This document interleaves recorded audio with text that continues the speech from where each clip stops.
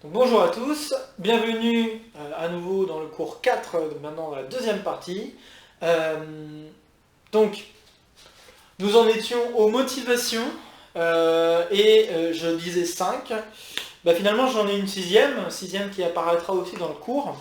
Mais je vais en parler très rapidement et puis ensuite je vais passer à la deuxième partie qui va être autour de la structure de l'ensemble des matrices. Alors, j'aimerais juste parler d'un sixième point, d'une sixième motivation possible. Et cette sixième motivation, c'est la résolution de systèmes d'équations linéaires. Donc, résolution de systèmes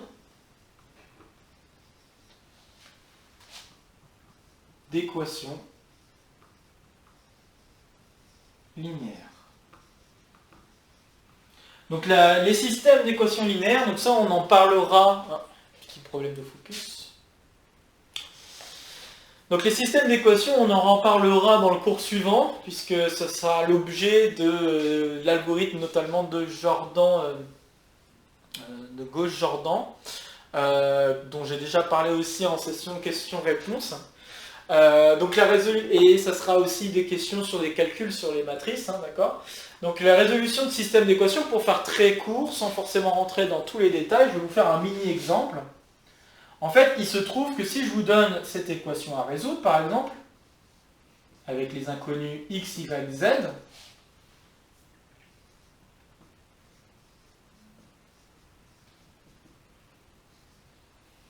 donc un dernier,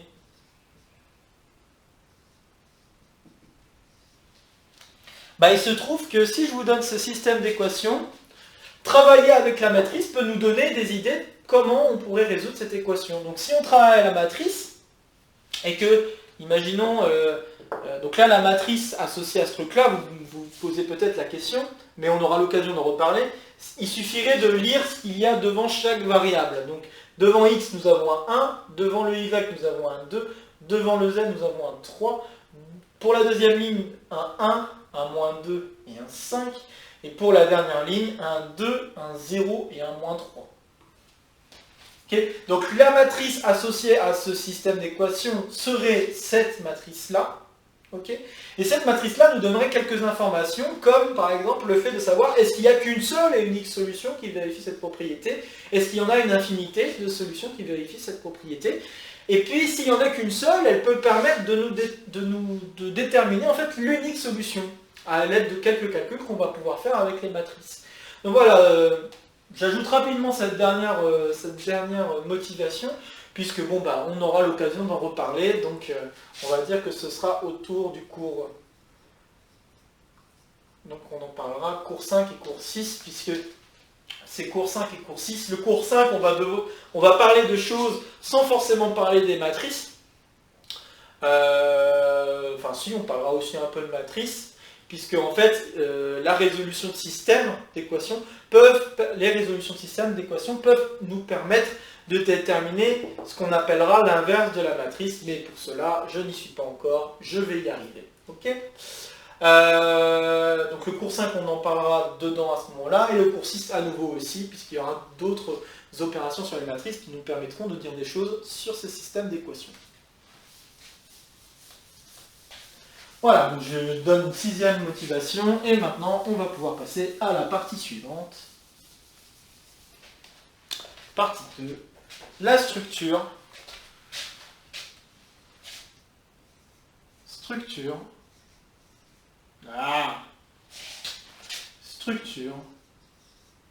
de l'ensemble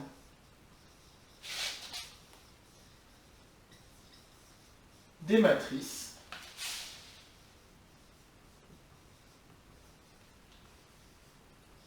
MNP.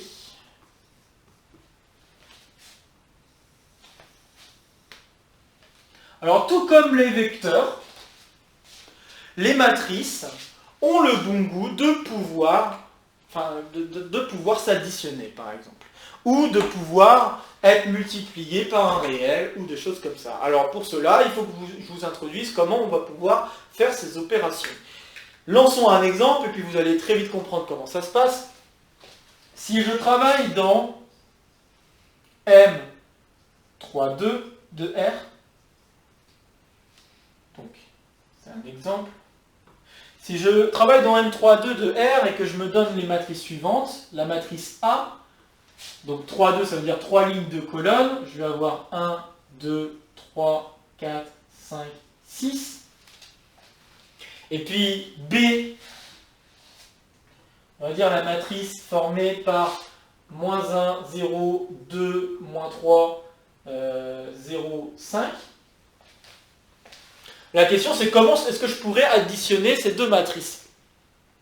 Alors si vous pensez à ce qui s'était passé pour les vecteurs, qu'est-ce qu'on faisait? On additionnait les coordonnées des vecteurs suivant les abscisses ensemble, les ordonnées ensemble, les côtes ensemble, et ainsi de suite jusqu'à la nème coordonnée ensemble. Bon bah là pour les matrices c'est exactement la même chose.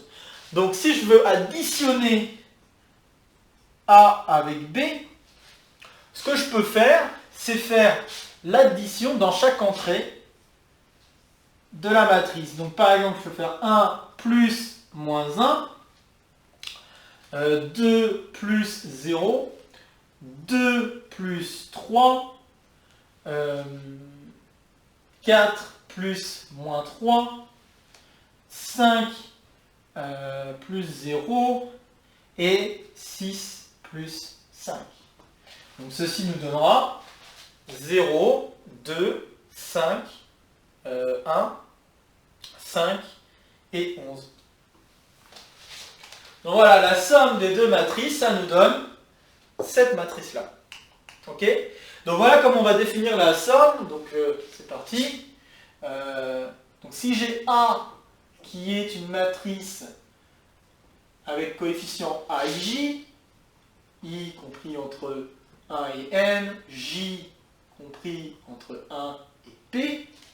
Et puis si j'ai une autre matrice B de coefficient petit b i j, encore une fois, I compris entre 1 et N, J compris entre 1 et P. Donc si j'ai ces deux matrices-là, alors la somme A plus B,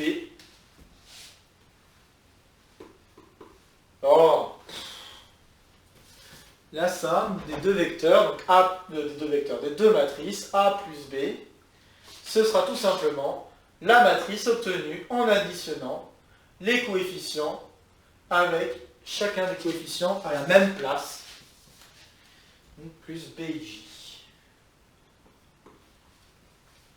1 inférieur égal à I inférieur égal à J et Jn, excusez-moi, inférieur égal à N, et puis 1 inférieur égal à P inférieur égal à...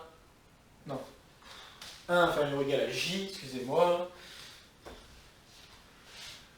inférieur égal à P. Voilà, donc voilà comment je peux définir l'addition entre deux matrices. Ok? Donc cette addition, elle a toutes les bonnes propriétés que vous connaissez déjà, par exemple dans les réels. Donc les bonnes propriétés que l'on connaît bien, c'est que si je donne trois matrices A, B et C, toutes de même dimension, remarquez qu'on ne peut pas additionner deux matrices qui n'ont pas la même dimension. Donc, les mêmes dimensions. Donc, je vais obtenir par exemple la propriété que A plus B plus C, c'est égal à A plus B plus C. C'est-à-dire que je peux faire le calcul dans l'ordre que je veux. Je peux aussi faire la somme dans le sens que je veux. A plus B, c'est la même chose que B plus A. Autre chose, je peux remarquer qu'il existe une matrice nulle. Donc, c'est-à-dire que je peux trouver, il existe une matrice qu'on appellera 0NP,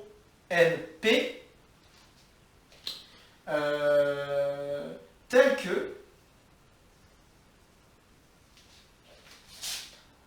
pour toute matrice A,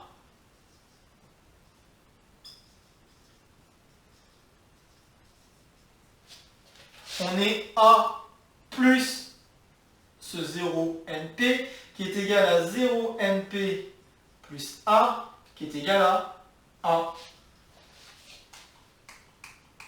Ok, donc là, on a vraiment... on voit le même genre de propriété que le nombre 0 dans les réels, d'accord? Donc là, ça c'est intéressant, d'accord? Et puis, chaque matrice a aussi un opposé. Il suffit de mettre un moins sur chacun des coefficients. Si je fais cette matrice plus la même matrice mais avec des moins, je vais obtenir 0. D'accord? Donc chaque matrice admet un opposé.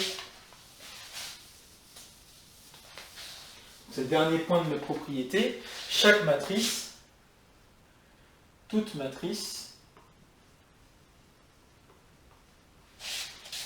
A admet une matrice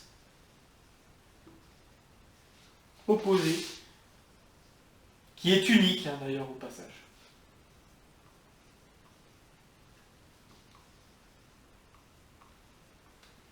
On la notera au besoin moins A. Ok? Donc on peut additionner des matrices entre elles. On a la matrice 0. Alors la matrice 0, vous pourriez me demander, mais quelle est cette matrice 0? Je pense que vous pouvez très facilement deviner quelle est cette matrice 0. Parce que d'où vient son nom, de toute façon. En fait, 0np, c'est la matrice où il n'y a que des zéros partout. Il n'y a que des zéros partout, et cette matrice, elle a n lignes. Voilà. N lignes et P colonnes. Ok? Bon. Donc oui, remarque importante, on ne peut qu'additionner des matrices de même dimension. Si vous cherchez à additionner une matrice avec 2 lignes, 3 colonnes, avec une matrice 3 lignes, 2 colonnes, ça se passe pas vraiment bien. On ne peut pas vraiment définir la somme de ces deux matrices. C'est un peu... voilà, ça ne va pas avoir vraiment du sens. Ok? Donc oui, on peut additionner les matrices, et cette addition se comporte plutôt bien, de la même manière que ce que nous avons déjà avec les vecteurs, et que ce que l'on connaît déjà aussi chez les réels. Il y a une autre chose qu'on peut faire avec les matrices, puisque je pense que vous me voyez un petit peu venir. Vous voyez ce moins. Si vous repensez au cours 1 où j'ai parlé de collinéarité des vecteurs, avant de parler de collinéarité de vecteurs, j'ai expliqué que on pouvait multiplier des vecteurs par des nombres. Et bien les matrices c'est pareil. Donc par exemple, si je prends un autre exemple, avant de donner la formule générale, je prends les matrices dans M 4, 3 de R, et puis je vais considérer la matrice A de coordonnées, Je vais un peu vite en disant coordonnées, mais c'est vrai que c'est le genre d'idée que j'aimerais vous montrer un petit peu, sans forcément aller trop dans les détails, mais j'aimerais quand même en parler. Puisqu'en fait, là, les nombres que je donne, ça peut être vu comme des coordonnées que je donne à un certain objet, bizarrement. Mais... Donc du coup, j'essaie de donner un petit exemple là, 2, 3...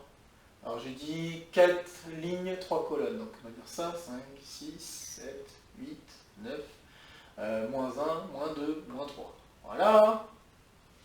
Donc j'ai cette matrice-là, et puis si je veux la multiplier par 2, 2 fois A, il suffit de faire x2 partout, donc 2, 4, 6, 8, 10, 12, 14, 16, 18, moins 2, moins 4, moins 6.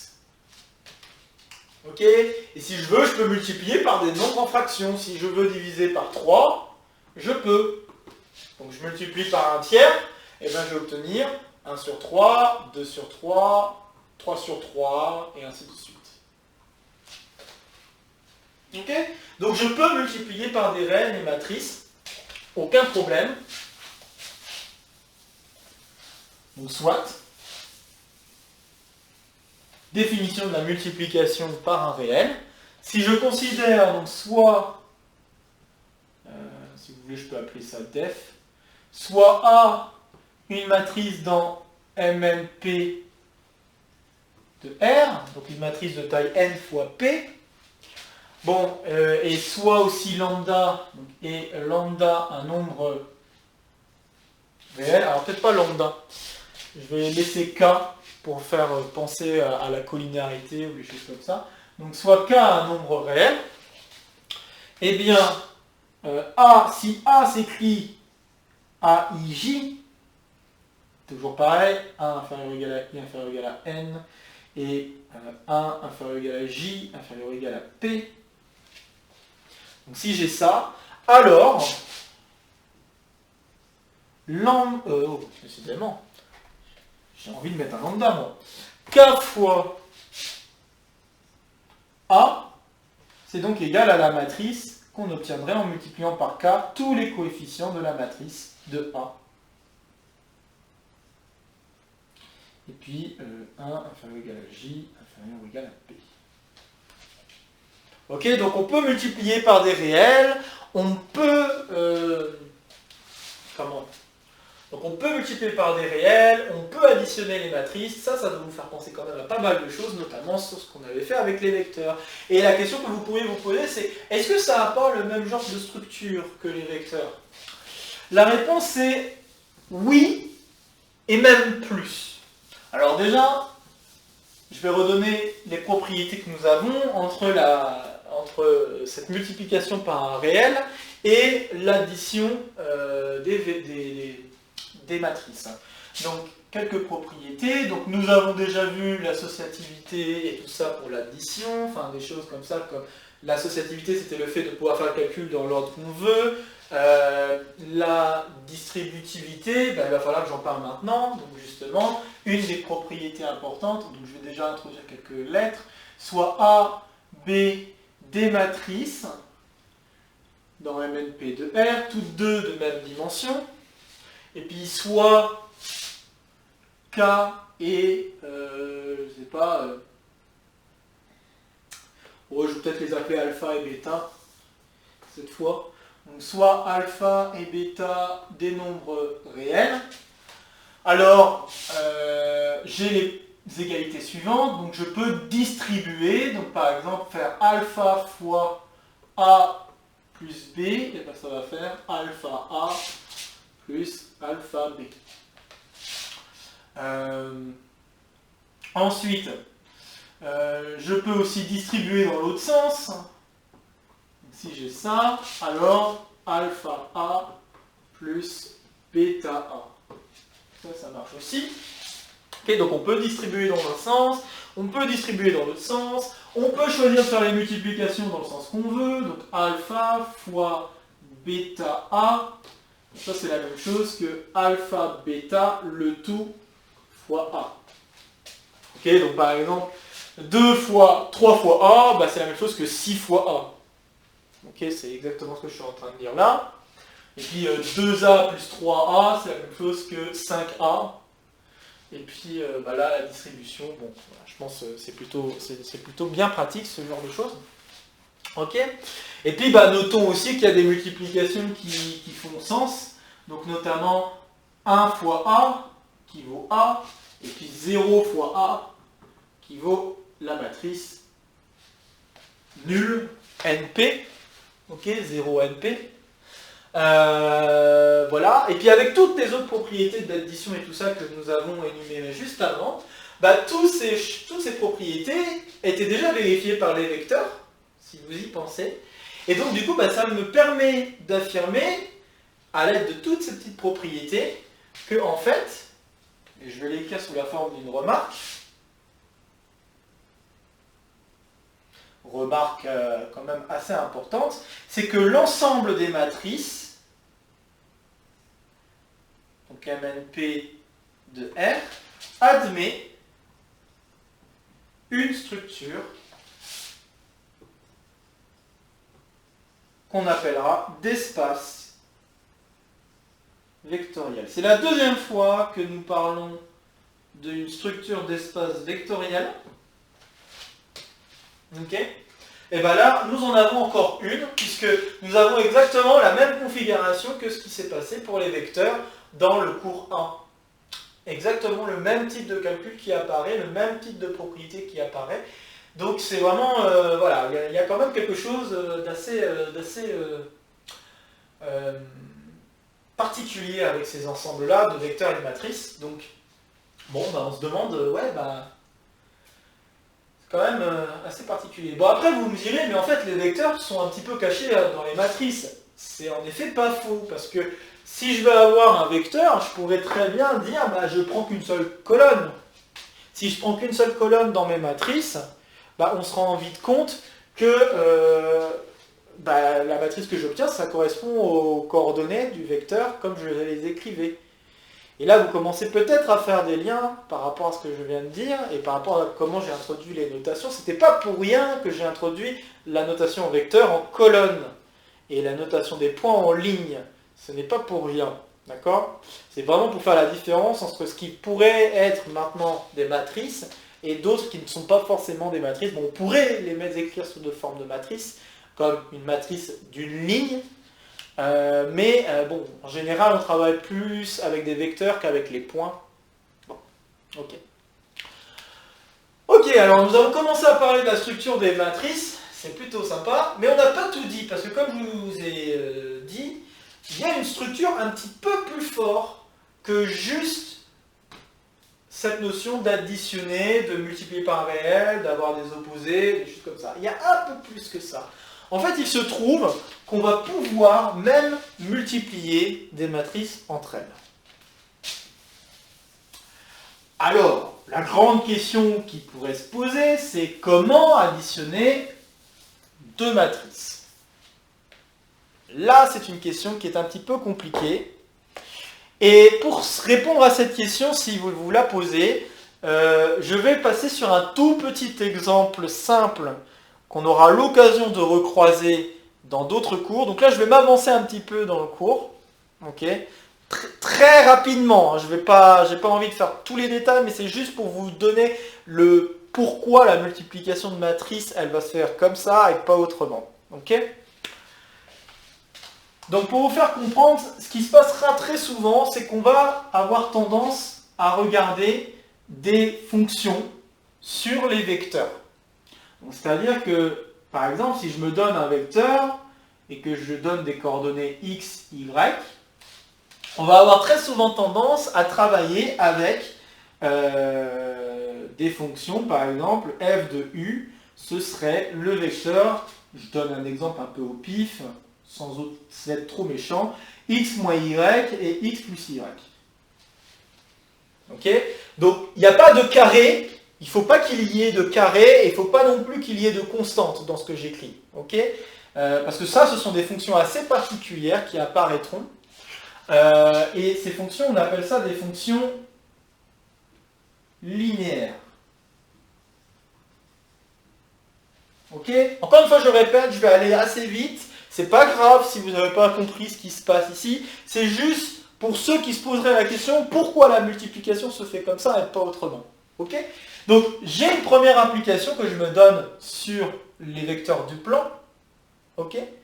Donc, si vous voulez, je fais un petit exemple pour bien comprendre ce qu'on est en train de faire. Donc, si je prends u de coordonnées 2, 1, bon bah f de u, x égale 2, donc f de u va valoir donc 2 moins 1 et 2 plus 1. Donc 3, 1. Ok, donc là je suis passé du vecteur 2, 1. Oula, qu'est-ce que j'ai écrit? Pas 3, 1. 1, 3, pardon. Donc je suis passé du vecteur 2, 1 au vecteur 1, 3. Ok, j'ai changé de vecteur. Bon, très bien. Et puis bon, je vais donner une autre fonction. Donc disons, je prends la fonction g.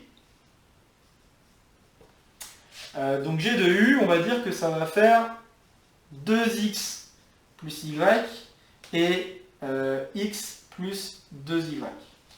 Encore une fois, pour bien comprendre ce qui s'est passé, prenons encore une fois u de coordonnées 2, 1.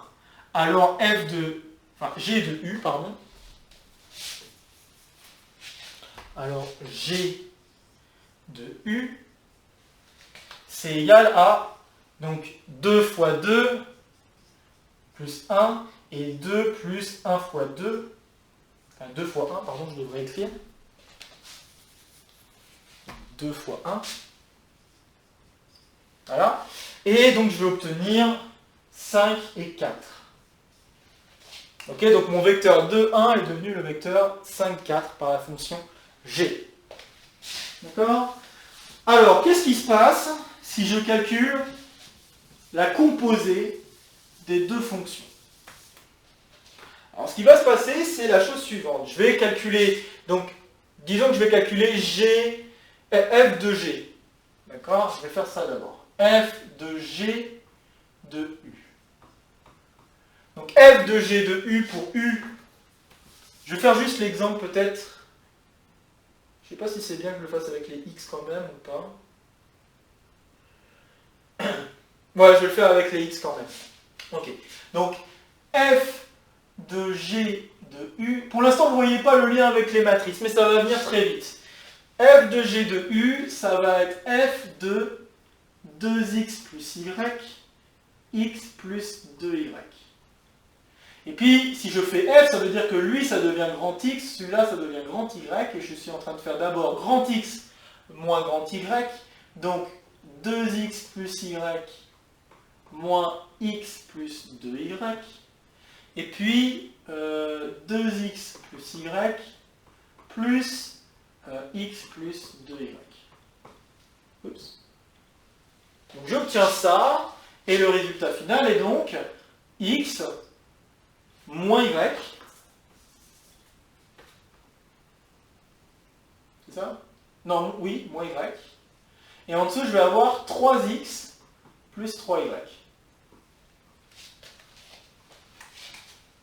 Ok, donc j'obtiens ce résultat-là en faisant f de g de u. Maintenant, qu'est-ce qui se passe si je fais g de f de u? Alors, g de f de u, bah, ça va être g de x moins y avec x plus y. Et puis maintenant, j'applique la deuxième formule en disant que lui, c'est grand x et l'autre, c'est grand y. Donc, je vais avoir 2 fois x moins y plus x plus y. Et puis, je vais avoir x moins y plus 2 fois x plus y. Et si je rassemble, je vais obtenir 3x moins y, et en bas, je vais obtenir 3x plus y. Remarquez quand même une chose, je n'ai pas obtenu le même résultat ici que ici.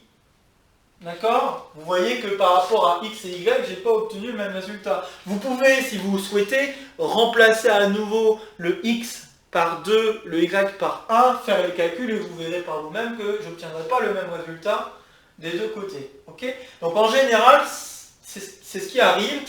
La composée de deux fonctions de ce type donnera pas la même chose si on la fait dans un sens ou dans l'autre. Alors pourquoi je vous parle de ça? Eh bien en fait, il se trouve que ces applications-là ont des liens directs avec les matrices. D'accord? Donc le lien direct avec les matrices, c'est le suivant. En fait, comme je vous l'ai expliqué pour les systèmes d'équations, il est possible de lire la matrice en suivant chaque ligne et en regardant ce qu'il y a devant chaque variable, en disant que la première variable c'est x par exemple, et la deuxième variable c'est y. Donc là par exemple, la matrice associée à cette fonction f serait 1, moins 1, 1, 1. Ok, je lis ce qu'il y a devant x, ce qu'il y a devant y. Et ici, il y a aussi une autre matrice qui est 2, 1, 1, 2. Ok, pareil, je peux donner la matrice ici aussi. 1, moins 1, 3, 3. Et puis, il y a cette matrice-là, 3, moins 1, 3, 1. Ok. Alors, remarquez déjà, niveau matrice, qu'il y a quand même quelque chose qui semble transparaître entre ces deux matrices.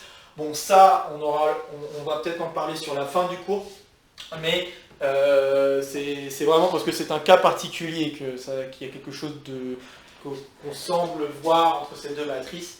C'est vraiment, voilà, c'est vraiment, on va dire, un peu à cause de l'exemple.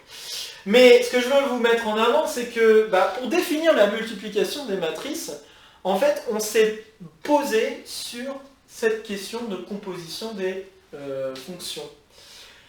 Et on se rend compte que si j'avais eu l'idée de multiplier coefficient à coefficient, donc c'est-à-dire 1 fois 2 égale 2, là je vois que j'obtiens ni l'un ni l'autre. Ni là non plus, hein, moins 1 fois 1, si moins 1 fois 1, j'obtiens bien moins 1. Bon là, c'est encore un cas particulier. 1 fois 1, là par exemple, je n'obtiens pas 1, j'obtiens 3.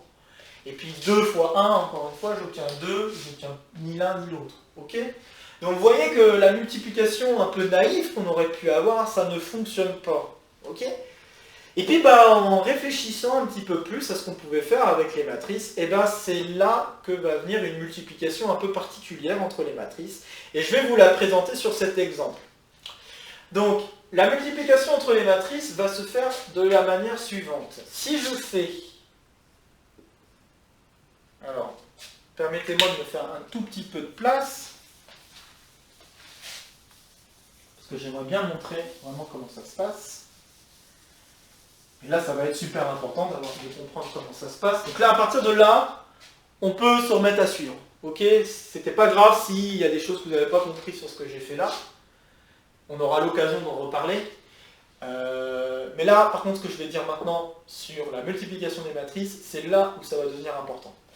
Donc, j'aimerais faire la multiplication de la matrice 2, 1, 1, 2 avec la matrice 1, moins 1, 1, 1.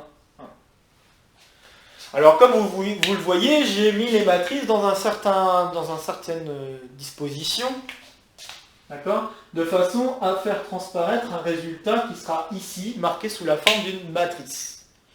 Et le calcul va se faire de la manière suivante.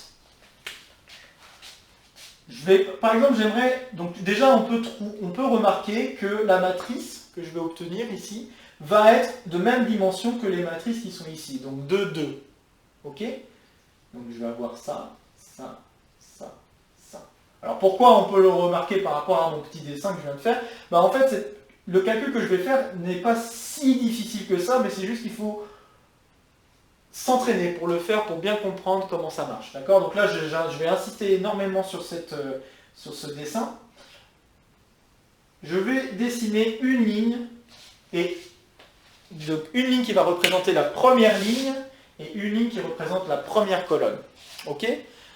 À partir de cette représentation, je vais faire le calcul suivant.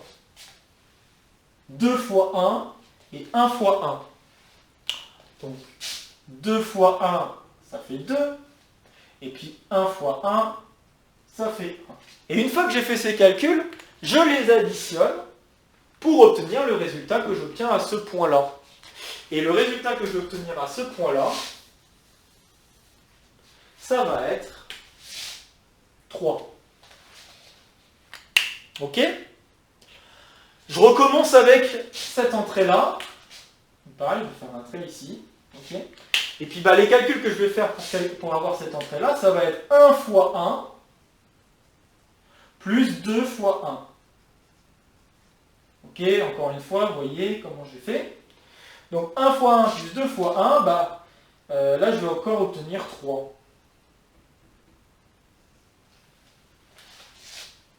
Ok, je continue. Le prochain calcul que je vais faire, c'est pour cette entrée-là. Cette entrée-là, je vais avoir 2 fois moins 1 plus 1 fois 1. Donc 2 fois moins 1 plus 1 fois 1 pour celui-là. Ok, et à la suite du calcul, je trouve moins 1. Alors pour ceux qui font attention à ce qui s'est passé sur les autres matrices, je pense que vous devriez remarquer quelque chose, mais je vais le dire de toute façon. Donc moins 1, et puis 1 fois moins 1, donc il me reste le dernier point. Donc ce dernier point, je fais 1 fois moins 1 plus 2 fois 1. Et là j'obtiens 1. Et voilà, je viens de faire le produit de deux matrices. Ok ? Je viens de faire le produit de ces deux matrices. Le produit de la matrice 2, 1, 1, 2 avec celle-ci, 1, moins 1, 1, 1, me donne cette matrice-là.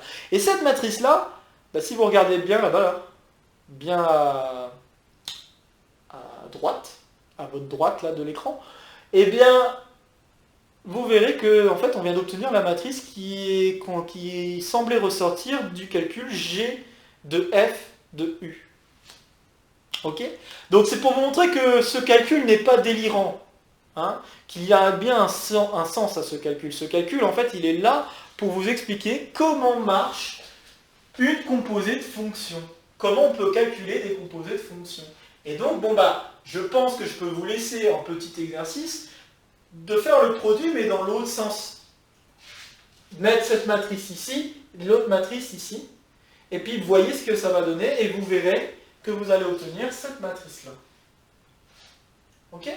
Donc vraiment là, je vous conseille, faites pause sur ce passage de vidéo, revenez peut-être même en arrière pour revoir comment le calcul se fait, et essayez l'exemple ici, d'accord? En échangeant les deux matrices, juste pour voir si vous semblez avoir bien compris le truc. Si vous avez bien compris le truc en faisant le calcul, en inversant les deux matrices, comme je viens de le dire, vous devriez trouver cette matrice-là. Ok?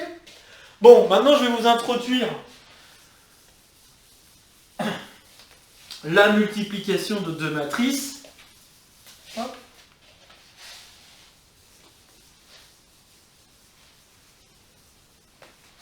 Hop. Donc la multiplication de deux matrices. Donc soit A, une matrice comportant n lignes et p colonnes. Soit B, une matrice contenant P lignes, Q colonnes. Remarquez que là, les dimensions ne sont pas forcément les mêmes. Par contre, il y a une condition. C'est que le nombre de lignes de la deuxième matrice correspond au nombre de colonnes de la première. Ok, ça c'est super important. Par contre, la valeur de Q et la valeur de M, ça peut être quelconque. Très bien, alors du coup, si A a pour coordonnées AIJ, bon je ne réécris pas, mais vous avez compris, I est compris entre 1 et N, J est compris entre 1 et P, et si B a pour coordonnées BIJ, pareil, I compris entre 1 et P, J compris entre 1 et Q, alors A fois B, la multiplication A fois B, est égale à une matrice que je vais écrire CIJ, qui va avoir comme dimension,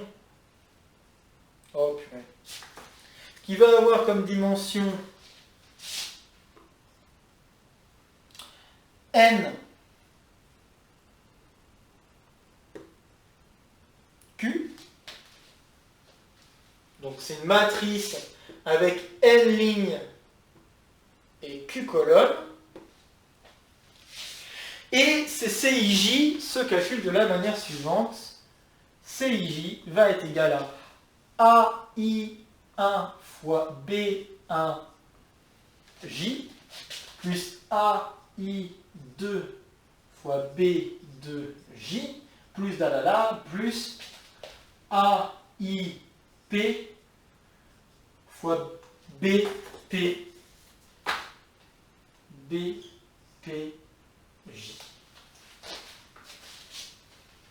Ok, donc ça c'est la formule. Vous savez, je vous ai expliqué il y a quelques instants le calcul à faire avec les dessins de matrice, ok? Bon bah là c'est le calcul formel, quoi, avec des lettres. Qu'est-ce que ça veut dire faire le calcul avec une formule? Bah c'est ça la formule. Si je vous refais le dessin, vous allez très vite retrouver le dessin que j'ai fait. Hop. Et je vais le faire tout de suite.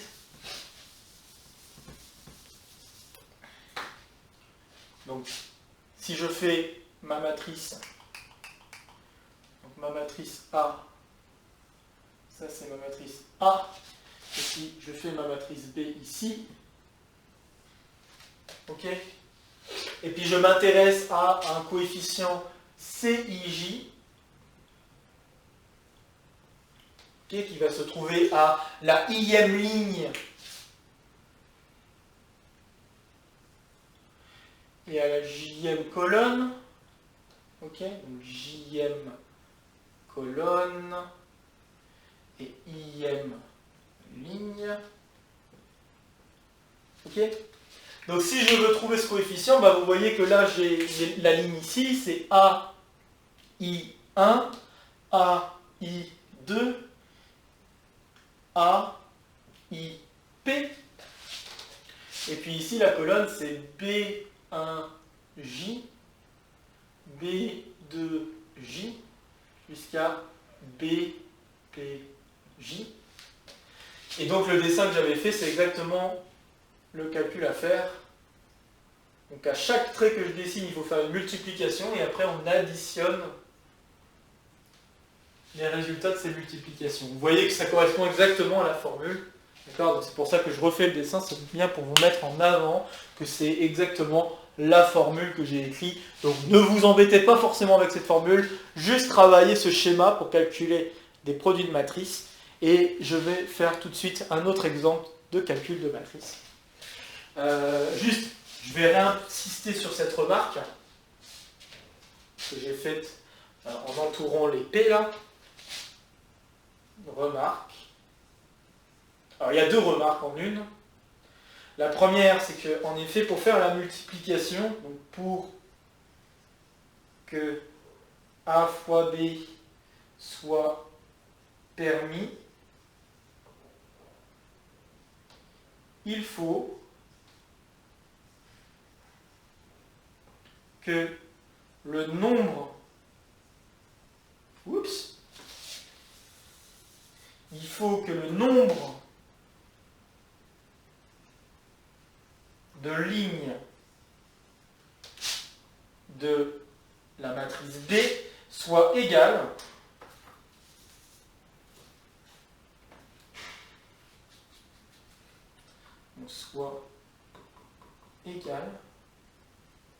au nombre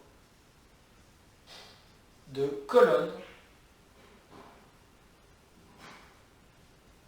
de la matrice A.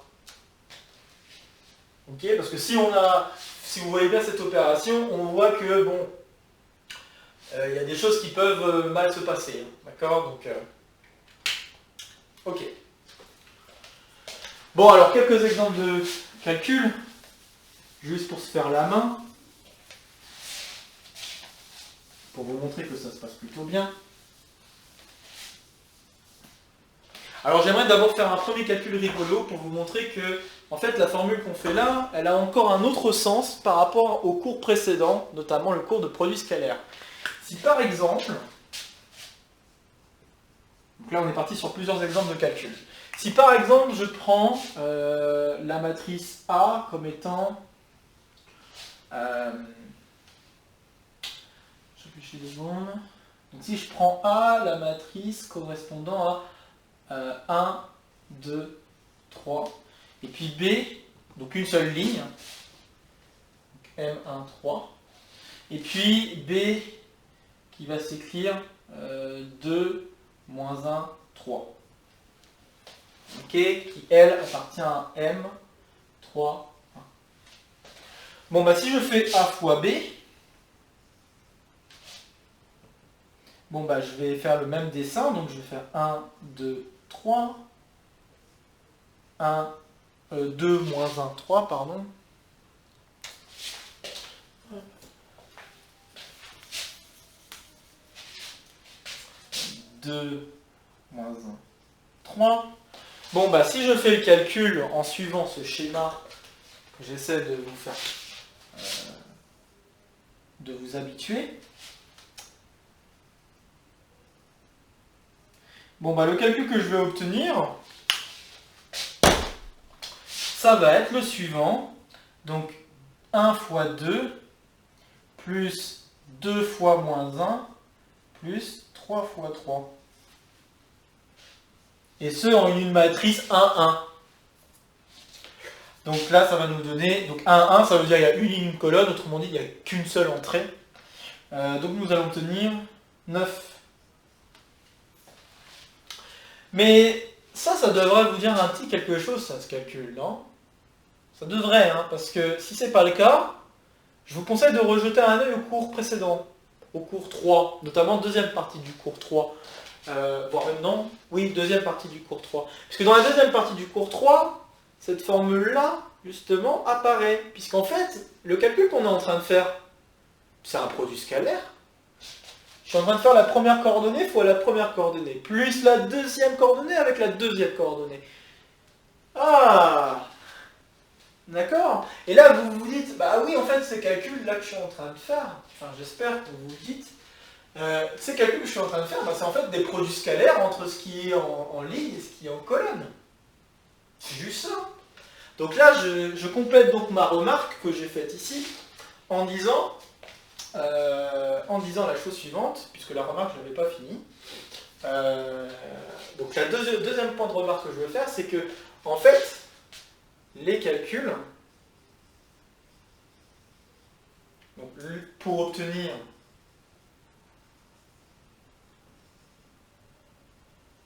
CIJ, correspondent au calcul,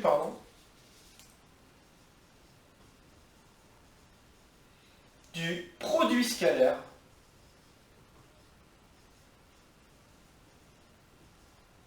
entre deux vecteurs, donc celui formé par la ième ligne de A et celui formé par la jème colonne de B. D'accord? Donc en fin de compte, les calculs que nous faisons, c'est pour montrer que ça fait encore un peu plus sens, les calculs que nous faisons, en fait, c'est très lié à un calcul de produit scalaire. Donc c'est pas pour rien que ces opérations aussi ont une réelle utilité, vraiment quelque chose une structure bien appréciée.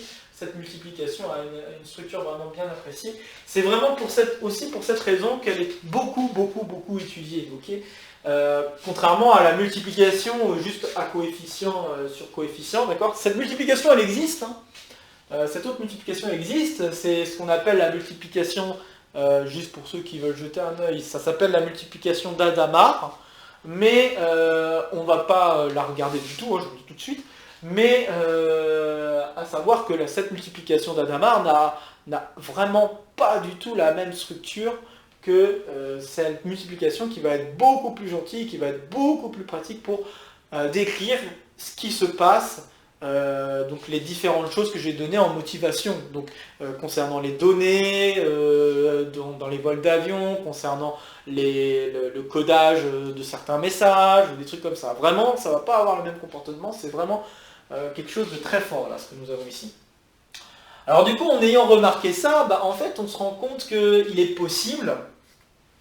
Alors déjà, là ici, je pourrais, si je veux faire la multiplication, en échangeant A et B. Et je vais le faire maintenant, d'ailleurs. Je vais effacer ça. Et puis je vais le faire maintenant.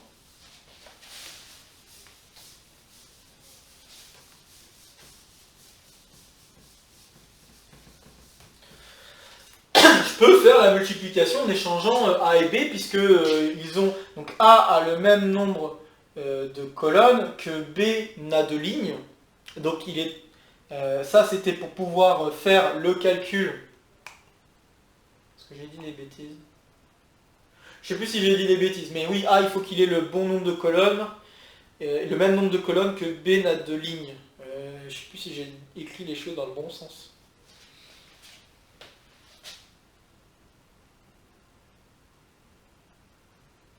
Bon, j'espère que je n'ai pas écrit les choses dans le mauvais sens, mais je le redis, il faut que le nombre de colonnes de A soit égal au nombre de lignes de B.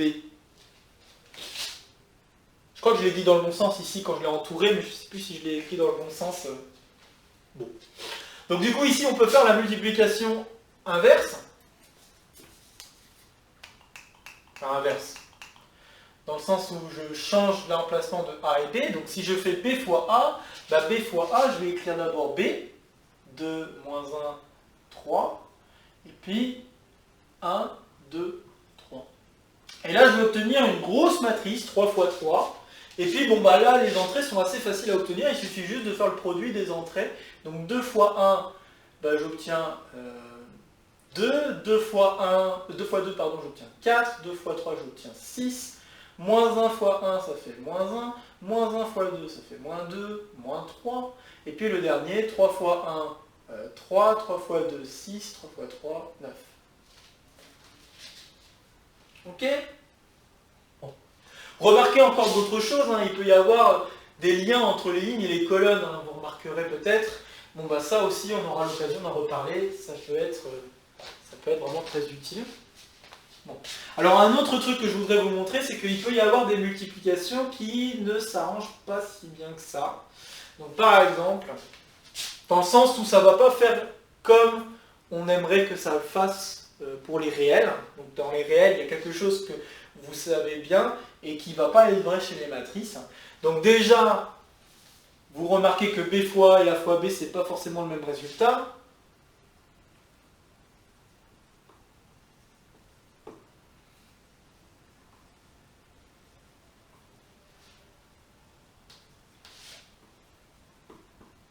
Donc ça, je vais l'écrire parce que ça, c'est quand même quelque chose de très marquant.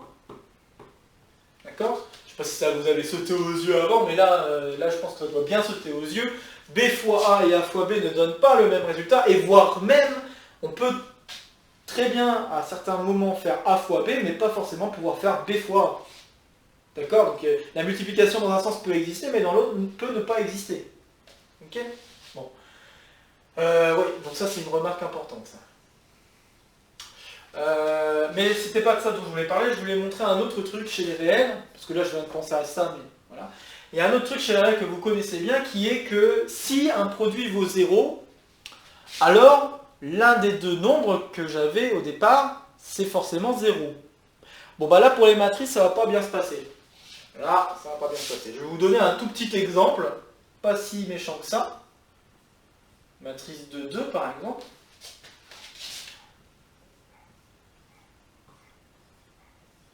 Voilà. Si je vous donne ces deux matrices-là, donc la matrice A qui vaut le 1, 0, 0, 0, et l'autre 0, 1, 0, 0, et c'est peut-être pas le bon. Je vais peut-être faire ça plutôt. Et bien du coup, je vais avoir A fois B, qui va valoir la même chose pour le coup que B fois A, qui va valoir 0. 0, 2, 2. D'accord? Donc c'est la matrice qui vaut 0 partout. Bah là, pour le coup, alors qu'aucune des deux matrices, ni A, ni B, sont nulles. D'accord? Donc ni l'un ni l'autre n'est nul, je devrais plutôt dire. Alors que A est différent, je vais l'écrire comme ça, différent de 0 de 2, et B est différent de 0 de 2. D'accord? Donc il y a quand même des propriétés qui ne s'arrangent pas vraiment. Malheureusement. Ok? Alors, je vous dis au passage, avec la multiplication dont j'ai rapidement parlé, où je faisais par coefficient, j'aurais aussi obtenu 0, 0, 0, 0 partout. Donc j'aurais pas été plus avancé si j'avais fait l'autre multiplication. Ok? Bon. Donc voilà, c'est quand même des choses assez étranges qui se produisent avec ces matrices. Très bien. Mais nous allons avoir quand même une assez bonne structure. Et donc, je vais mettre quelques propriétés.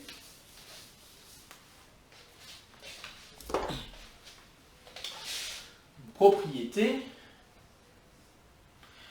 Donc on va dire A, n ligne, P colonne. B,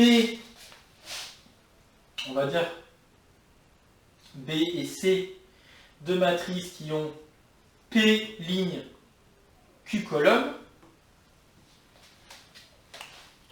Alors si je fais A fois B plus C, ce qu'on aimerait bien c'est que ça fasse A fois B plus A fois C.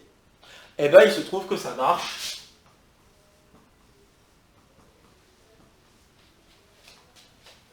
Ok, il se trouve que ça marche. D'accord? Donc là, la distributivité, ça se passe bien. C'est plutôt cool. Un autre truc qui se passe bien aussi, c'est si je fais A fois un nombre, donc je vais peut-être ajouter soit K, un nombre réel, fois K fois B,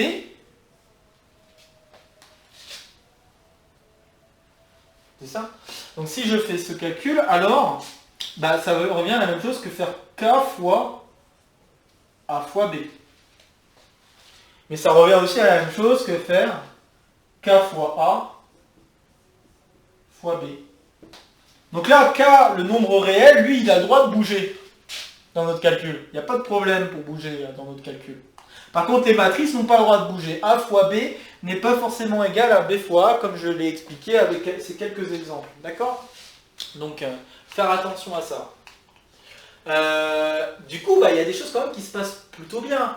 Et la question qu'on pourrait se poser, c'est est-ce qu'il existerait un élément, une matrice, tel que si je multiplie n'importe quelle matrice avec elle, je obtiens n'importe quelle matrice. Exactement comme il se passait avec le nombre 1.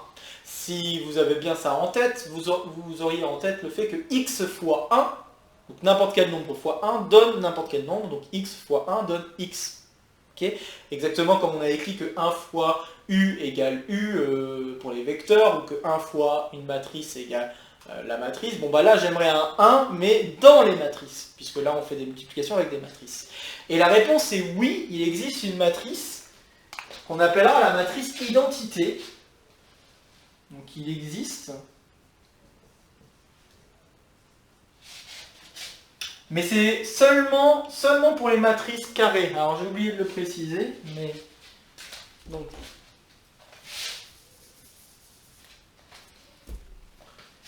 Si n égale p, il existe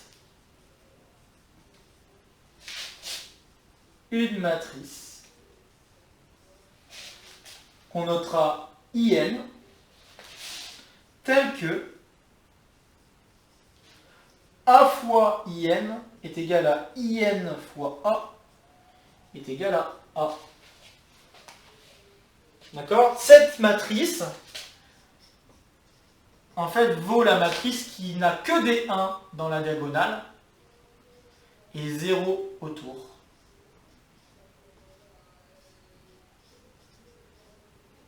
D'accord? C'est une matrice n fois n. Et cette matrice sera appelée la matrice... Alors, on ne dira pas la matrice 1. Tout à l'heure, on disait la matrice 0, ou matrice nulle. Là, on ne va pas dire la matrice on va pas dire la matrice 1, mais on va plutôt dire la matrice identité.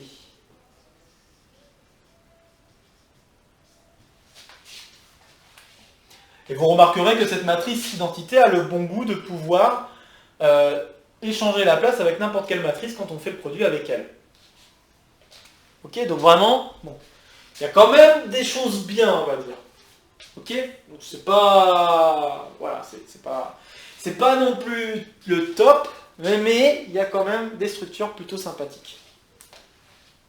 Bon. Ça nous fait déjà pas mal de choses, quand même. On a la possibilité d'additionner des matrices, on a la possibilité de multiplier par des réels, on a la possibilité de multiplier des matrices entre elles, ça c'est nouveau. Ok. La question c'est est-ce qu'on pourrait aller un tout petit peu plus loin encore? La réponse est en partie oui. On pourrait aller un tout petit peu plus loin en se disant, là je fais des multiplications avec des matrices.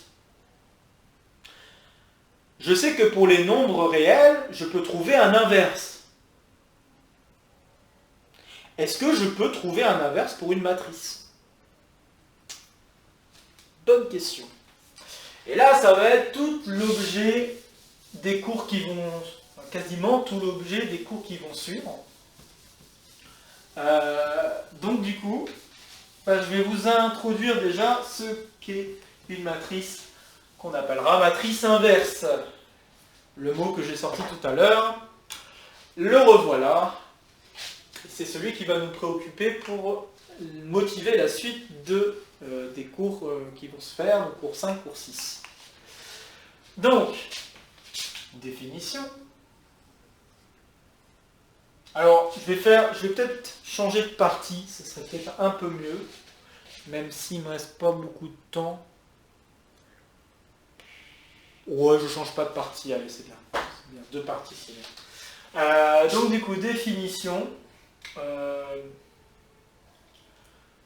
Soit M, une matrice de taille n fois n, donc une matrice carrée, puisqu'on sait que l'identité existe dans les matrices carrées. Alors on dira, nous dirons que M admet un inverse, enfin est inversible, devrais-je dire, que M est inversible si et seulement si M est inversible. Je vais peut-être fermer la porte parce que ça sera un peu mieux. Je pense que vous entendrez ce qui se passe dehors, mais c'est pas grave. Donc M est inversible si et seulement si il existe une matrice, une matrice N, toujours dans Rn de R, telle que M fois N est égal à N fois M est égal à l'identité. Ok, donc on a la possibilité d'avoir une matrice sera dite inversible si et seulement s'il existe une telle matrice N telle que N fois N est égal à l'identité. Ok, et donc du coup M sera appelé l'inverse. N sera appelé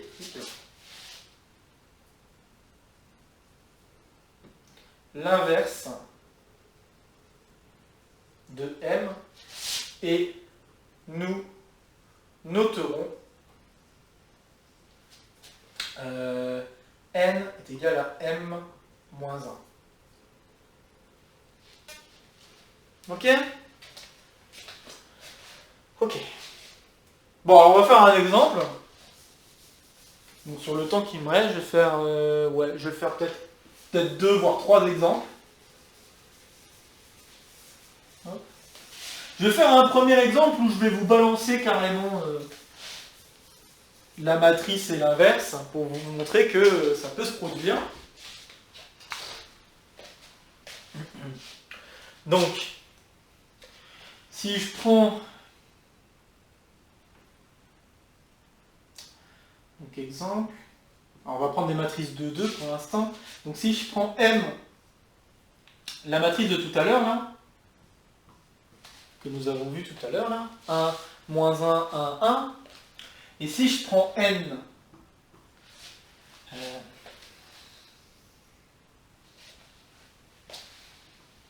1 demi, 1 demi, faut pas que je me dise de bêtises, moins 1 demi, 1 demi. Bon, on va tester, et puis si ça marche, ça marche, si ça marche pas, ça marche pas. Donc je vous donne la matrice M, et je vous donne une matrice N. J'aimerais vérifier que N est l'inverse de M. Donc pour le vérifier, je vais faire M fois N. Alors, chose remarquable, si M fois N est égal à identité, alors N fois M va aussi valoir l'identité. Donc c'est-à-dire que vous n'êtes pas obligé de vérifier les deux multiplications. On peut en vérifier qu'une seule, ça suffit. D'accord? Si on en a une seule qui donne l'identité, alors l'autre donnera l'identité. Et inversement, si l'autre donne l'identité, alors le premier donne l'identité. Et autrement dit, si votre produit ne donne pas l'identité, ça voudra dire que M n'est pas l'inverse de votre matrice M. Ok? Bon. Donc si je fais M fois M, alors pareil, je vais faire le schéma. 1 demi, 1 demi, 1 demi, 1 demi. Alors, est-ce que ça marche bien là? Donc j'ai 1 demi, donc là, hop, vous voyez que c'est une matrice de 2 que je vais obtenir. J'ai 1 demi fois 1 pour le premier ici. Donc 1 demi fois 1 plus moins 1 fois moins 1 demi. Donc ça fait 1 demi plus 1 demi, et en effet on obtient bien 1 ici. Donc le premier coefficient c'est OK. Où est-ce que je l'ai mis là? Donc le premier coefficient c'est OK.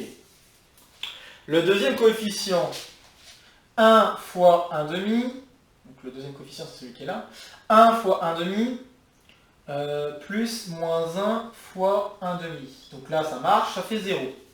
Donc je pense que c'est bon. Ensuite, 1 fois 1 demi, moins 1 fois 1 demi, plus 1 fois moins 1 demi. Encore une fois, on obtient 0. Et puis enfin, 1 fois 1 demi, plus 1 fois 1 demi. Pour celui-là, et j'obtiens 1. D'accord, donc encore une fois, n'oubliez pas, moi j'ai pas fait les traits, d'accord, mais il ne faut pas oublier que normalement je devrais faire les traits, si vous voulez vous habituer vraiment à faire le produit, ok, vraiment vous habituer. Au bout d'un moment, vous verrez que vous n'aurez plus besoin des traits, comme là je viens de le faire. Au bout d'un moment, vous n'avez plus besoin des traits pour faire les calculs. Donc voilà, et bien du coup, j'ai bien que m fois n, c'est égal à l'identité, donc égal I2, et donc, c'est pas quelque chose de moche, hein, I2, bref, je suis désolé, c'est la fin de journée, on arrive au week-end, bon. Donc, n est égal à m-1. D'accord, donc n est bien l'inverse de la matrice m. Ok. Alors la question qu'on peut se poser, c'est comment je peux déterminer l'inverse d'une matrice. Donc comme je vous ai dit, ça va être l'objet de ce qui va s'en suivre sur les prochains cours, donc cours 5, cours 6, d'accord. Et je vais vous donner déjà une façon de déterminer une inverse de matrice. Donc là, pour les cadres où on a des matrices petites, ça peut plutôt bien se passer. Alors, je vais vous donner une matrice là, et puis on va essayer de déterminer l'inverse. S'il y a un inverse, et si oui, donner l'inverse. Donc là, il faut que je fasse deux exemples. Je vais en faire un où on n'arrive pas à trouver l'inverse, et un où on arrive à trouver une inverse. Donc, exemple, prenons M, la matrice suivante. 1, moins 1, moins 1, 1. Imaginons que j'ai juste changé une coordonnée à la matrice ici, et que je m'en trouve avec ça. Je veux trouver un inverse. Donc, on cherche une matrice N. Et bien la matrice N, comme on ne la connaît pas, on va faire comme pour les points, on va mettre des lettres à la place des entrées. Donc A, B, C, D. Ok ? Donc on cherche une matrice N telle que M fois N est égal à l'identité. Alors après, vous pouvez préférer faire N fois M, encore une fois, peu importe. Alors du coup, si j'écris le calcul, donc M fois N, donc A, B, C, D, ce que je vais obtenir, c'est donc A fois 1 plus moins 1 fois C, donc A moins C. Ensuite, je ne sais pas si c'est trop petit. Ouais, ça a l'air d'être lisible quand même. Je vais peut-être juste agrandir un petit peu mon dessin pour que ce soit bien lisible et que vous n'ayez pas besoin de faire de trop resserrer vos sourcils, de trop froncer vos sourcils du moins. Donc A, B, C, D. Voilà. Donc A fois 1 plus moins 1 fois C, ça va me faire A moins C. B fois 1 plus moins 1 fois D, donc ça va faire B moins D. Ici, A moins 1 fois A plus C fois 1, donc ça va faire C moins A, si je veux. Je peux échanger la place si vous voulez, ça me paraît plus... Et puis, pareil, ici, je vais avoir D moins B. Et ce que je veux, c'est que ce truc-là soit égal à 1, 0, 0, 1. Alors comme on en a parlé, même si... Enfin, on en a parlé très rapidement, sans vraiment le dire, mais... Pour que deux matrices soient égales, il faut que les entrées soient toutes égales. Donc deux matrices sont égales, là ce que je suis en train de dire c'est que cette matrice est égale à cette matrice, alors ça veut dire que A moins C égale 1, que B moins D égale 0, que C moins A est égal à 0, et que D moins B est égal à 1. Et là vous voyez quelque chose qui cloche normalement, parce que si vous regardez la ligne 1 par rapport à la ligne 3, bah en fait il y a quelque chose qui ne va pas, parce que là j'ai A moins C qui donne 1, et puis de l'autre côté, je suis en train de dire que C moins A, donc l'opposé, c'est égal à 0. Donc du coup, il n'y a pas de solution. Qu'est-ce que ça veut dire qu'il n'y ait pas de solution? Bah, ça veut dire que M n'est pas inversible.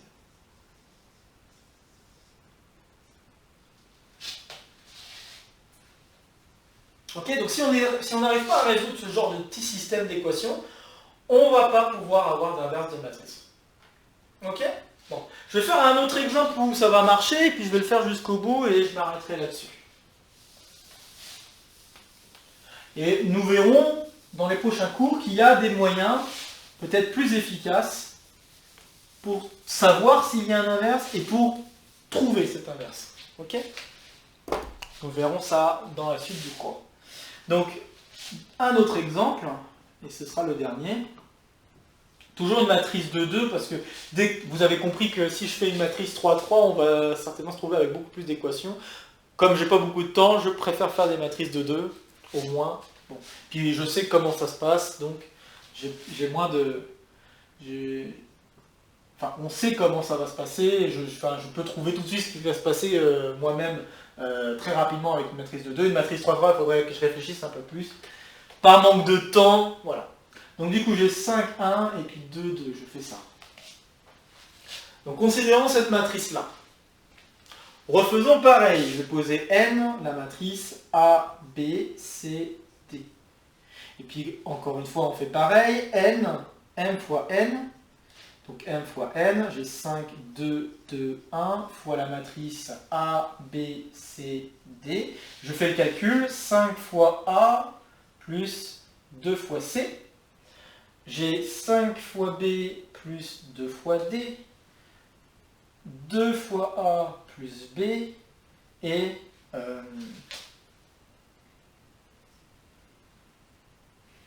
2 fois B plus D.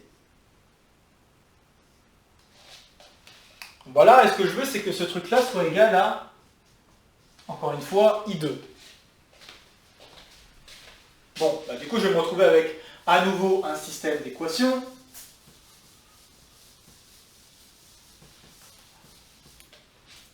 Donc le système d'équations va être le suivant. J'ai 5A plus 2C est égal à 1. J'ai 5B plus 2D est égal à 0. J'ai 2A plus B est égal à 0. Et puis j'ai 2... Pourquoi j'ai B deux fois en fait? Je suis en train de me dire, il y a un truc qui ne va pas. Oui, ici c'est un C. C'est mieux. Donc 2... donc là ici c'est un C. Donc 2B plus D est égal à 1. Voilà mon système d'équations. Ok? Bon bah on va le résoudre. Et ce qu'on peut remarquer, c'est qu'on peut scinder un peu les choses en deux, en disant bah je vais résoudre le système donné par la ligne 1 et la ligne 3, puisque c'est que sur ces lignes-là que j'ai A et C. Et puis je peux ensuite résoudre l'autre système en B et D. D'accord? Donc 5A plus 2C égale 1, 2A plus C égale 0. Je vais d'abord faire celui-là. Donc 2A plus C égale 0. Ok? Bon, bah grâce à la deuxième ligne, je peux écrire C en fonction de A, puisque C est égal à moins 2A. Alors, attendez, je vais juste préciser, c'est ligne 2, ligne 4, et là j'ai pris la ligne 1 et la ligne 3. Okay. Donc là je vois que grâce à la troisième ligne, C est égal à moins 2A, et puis bah, je vais le remplacer dans la ligne du dessus. Donc j'obtiens 5A plus 2 fois moins 2A est égal à 1. Pour l'instant, C est égal à moins 2A. Et puis là, j'obtiens quoi? J'obtiens que c'est la même chose que 5A plus E plus. Moins fois plus, ça fait moins. Et 2 fois 2, ça fait 4. Moins 4A égale 1. Mais 5A moins 4A, ça fait A. Donc j'obtiens que A égale 1. Du coup, C, par cette chose, C est égal à moins 2. Ok. Et puis je continue en résolvant l'autre partie de la même manière. Donc l'autre partie, c'est 5B plus 2D égale 0. 2B plus D égale 1. Grâce à la ligne de bas, je peux écrire que D est égal à 1 moins 2B. Donc là, ce que j'ai pris, c'est la ligne 2 et la ligne 4. Et dans la ligne 2, je remplace, donc je vais obtenir 5B plus 1 moins 2B fois 2 égale 0. Donc je simplifie, j'obtiens quoi? J'obtiens 5B moins 4B, ça va encore donner B, plus 2 est égal à 0. Donc ça va être que B égale moins 2. Ok. Donc si B égale moins 2, ça veut dire que D va valoir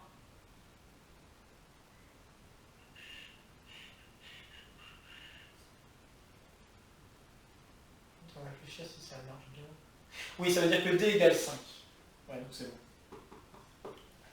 Donc D égale 5. Ok, grâce à B égale moins 2, D égale 5.